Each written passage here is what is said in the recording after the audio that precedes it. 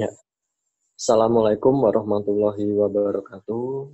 Perkenalkan, nama saya Miftahul Bilasari, nomor urut NIM 141 dan akuntansi D 2019.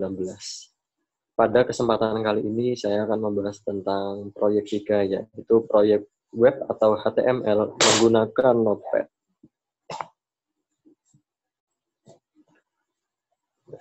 Proyek web atau HTML yang menggunakan Notepad dibagi menjadi 5 bagian, yaitu 1 bagian dari dokumen HTML, 2 membuat dokumen Notepad, 3 menyimpan dokumen, 4 melihat halaman web, dan yang kelima kelebihan dan kelemahan menggunakan Notepad itu sendiri. Di sini kita akan membahas kepala. Apa itu kepala yang ada di Notepad itu? Yaitu memberikan informasi tentang software, browser web.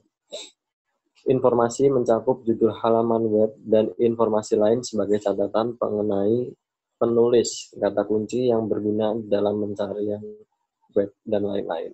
Yang kedua ada tubuh, yaitu memberitahu apa yang akan dilihat pengguna di layar.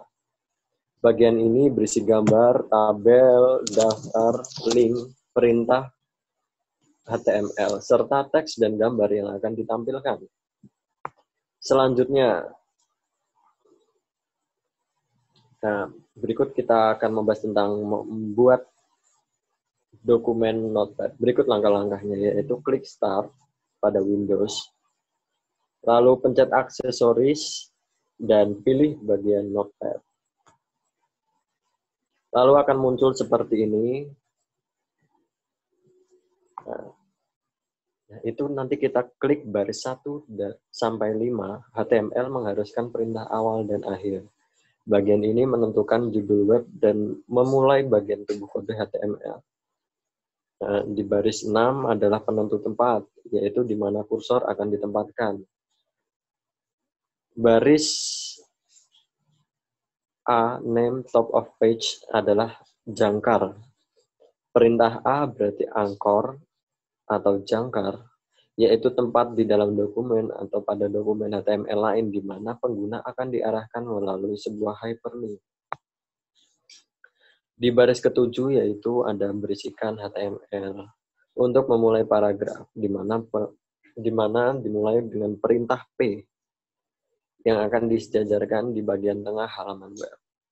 Pada baris ke-8, ukuran huruf diperbesar melalui 3 tahapan, seperti memilih 3 opsi menurun pada menu drop-down, dan dapat juga untuk mengubah warnanya. Nah, pada baris 10 dan 11, mengembalikan perubahan ini menjadi bentuk huruf awal, yaitu baris ke-10, dan keperataan paragraf awal di baris ke-11. Baris ke-12 menggunakan perintah line break atau BR untuk memasukkan 1 baris kosong tambahan. Membuat daftar yang tidak beraturan pada baris 13 dan memberinya judul location.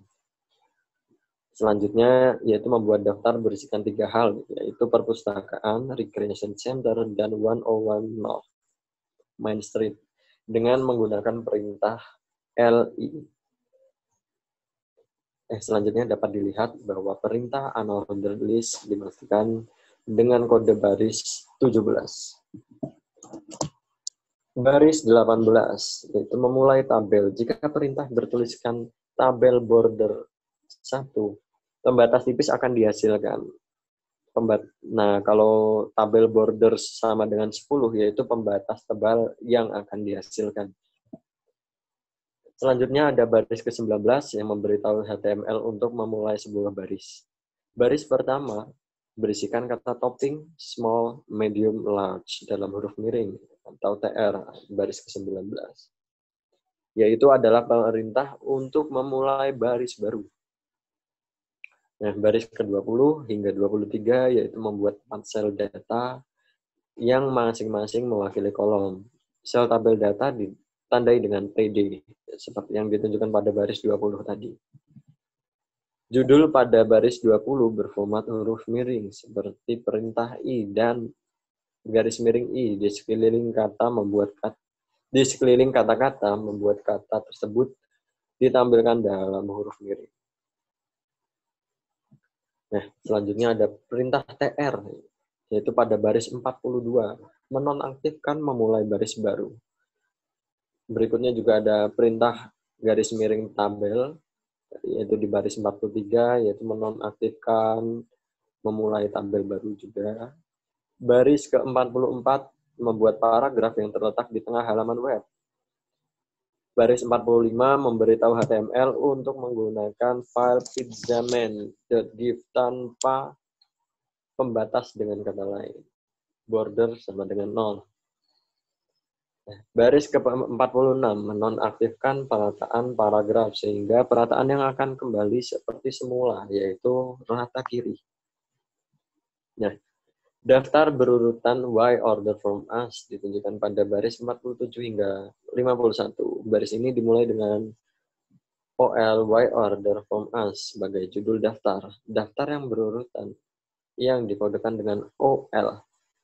Selanjutnya yaitu link. Dua link yang pertama sejajar dengan bagian kanan halaman web.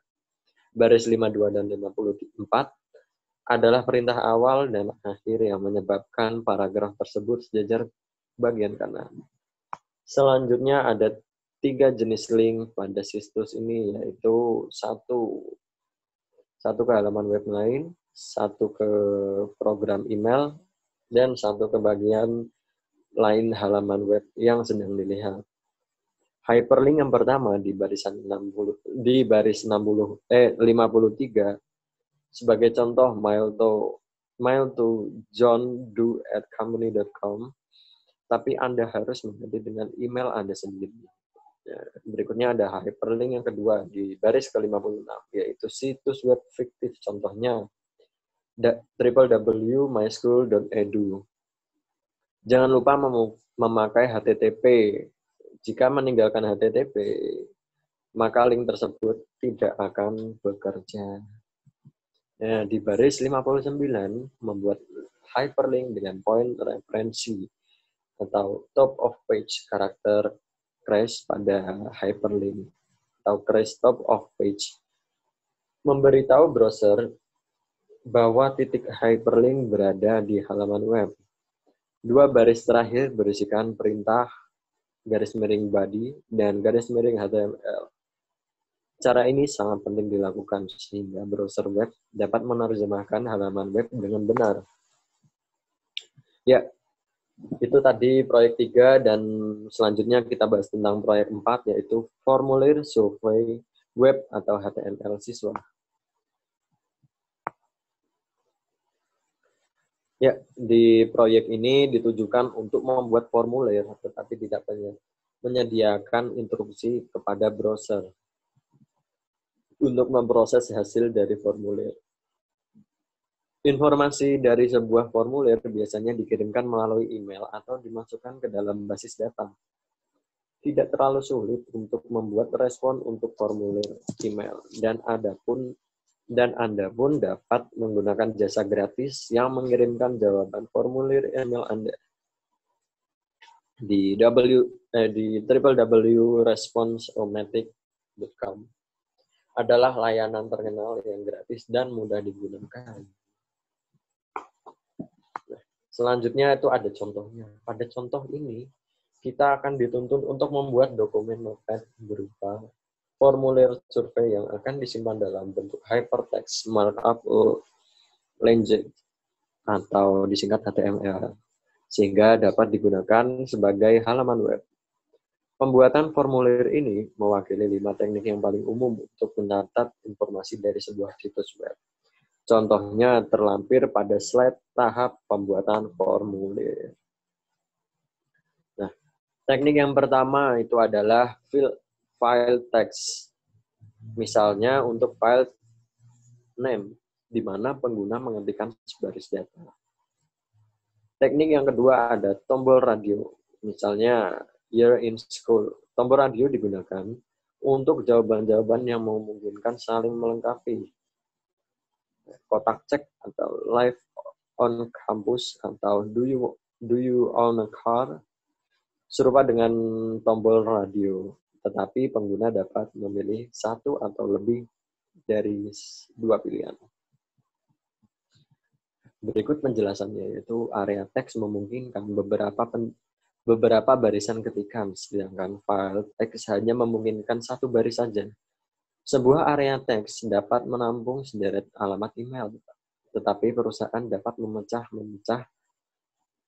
alamat menjadi beberapa bagian menggunakan file teks. Pilihan jenis file harus ditentukan oleh bagaimana perusahaan tersebut ingin menampilkan formulir tersebut dengan menggunakan informasi yang dikumpulkan. Masing-masing file input memiliki paling tidak 2 karakter, sebuah nama file dan sebuah nilai. Oke. Selanjutnya ada tahap pembuatan dan bagian-bagiannya. Nah, yang kita dengan menuliskan HTML seperti gambar berikut, HTML tag, ada tag pembuka dan ada tag penutup. Untuk menuliskan tag penutup cukup tambahkan garis miring di depan tag pembuka. Sebagian besar tapi tidak semua. Tag memiliki tag menutup. Anggaplah tag ini sebagai cara kita berbicara dengan browser atau lebih tepat memberikan perintah. Yang baru saja Anda katakan pada browser adalah ini adalah awal dokumen HTML. Dan ini adalah akhir dokumen HTML. Seperti pada gambar berikut.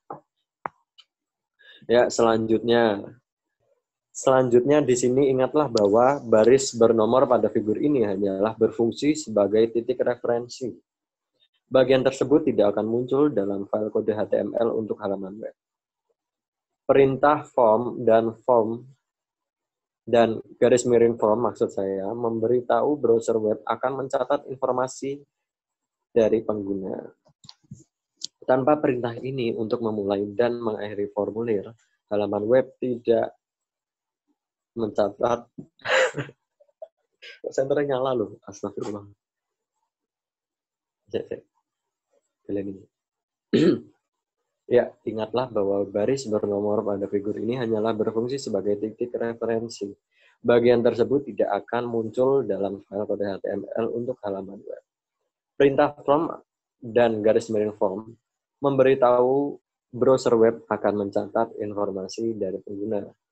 Tanpa perintah ini untuk memulai dan mengakhiri formulir, halaman web tidak akan mencatat informasi dari pengguna. Seperti berikut gambarnya. Oke, selanjutnya ada baris 23 hingga 26. Menampilkan pilihan untuk tingkatan kelas file name. Haruslah sama untuk tombol radio. Pada contoh ini, nama yang dicantumkan selalu school year. Satu-satunya yang dilihat pada baris 23 adalah tombol radio dan kata freshman. Oke, perhatikan 4 fitur penting mengenai baris 23. Jenis file, nama file, nilai file, dan fakta bahwa pilihan ini sudah memiliki tanda cek dari awal. Jenis file radio menyebabkan browser web memberi lingkaran yang dapat dimasukkan dengan mengklik sebuah mouse. Nah, ini kita perhatikan file value pada baris ke-23. Ketika lingkaran sebuah frase freshman dipilih, komputer tersebut memasukkan nilai FR pada file school year. Pengguna halaman web melihat frase freshman, tetapi browser melihat nilai FR ketika lingkaran tersebut dipilih. Ya, yang terakhir kita bahas tentang bagian-bagian formulir contohnya, yaitu tombol radio harus digunakan untuk pilihan eksklusif di mana jumlah pilihan yang tersedia itu terbatas. Jika terdapat banyak pilihan ini dapat memakan tempat yang banyak pada halaman web. Jika seseorang pengguna dapat memilih lebih dari satu pilihan, kotak cek harus digunakan. Fitur P4.1 menampilkan kotak cek untuk menangkap informasi di mana siswa tinggal dan apakah siswa tersebut memiliki sebuah mobil. Nah, pada baris 29 dan 30 pada figur P4.2 menggunakan kotak cek yang nampak pada contoh. Perhatikan bahwa nama file berbeda dengan baris 29 dan 30 sehingga masing-masing baris membuat filenya dan banyak kotak cek dapat dipilih. Nah, jika kotak Live on Campus dipilih dengan mengklik mouse, maka file on akan memilih atau memiliki nilai yes. Ya, sekian dari presentasi saya. Apabila masih banyak kekurangan atau banyak sekali kesalahan, saya mohon maaf yang sebesar-besarnya. Wabillahi taufiq wal hidayah. Wassalamualaikum warahmatullahi wabarakatuh.